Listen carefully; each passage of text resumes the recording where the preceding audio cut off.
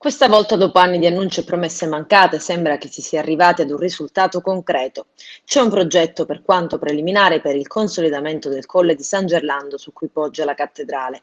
A realizzarlo è stata la società veronese Tecnital, che si era aggiudicata la realizzazione della progettazione e che si spera servirà per eliminare il fenomeno franoso che minaccia ormai da alcuni anni il costone su cui sorge non solo la chiesa madre di Agrigento, ma anche parte del centro storico. Adesso l'elaborato messo su carta, interloquendo anche con l'arcidiocesi, i progettisti degli interventi già realizzati sull'edificio di culto, dovrà passare al vaglio di uno o più conferenze dei servizi, durante i quali i vari enti preposti dovranno dare il proprio parere in merito. Il primo appuntamento è stato convocato per fine luglio. Fatto questo, si aprirà una fase più o meno lunga che dovrebbe portare alla gara d'appalto europea per la realizzazione dei lavori.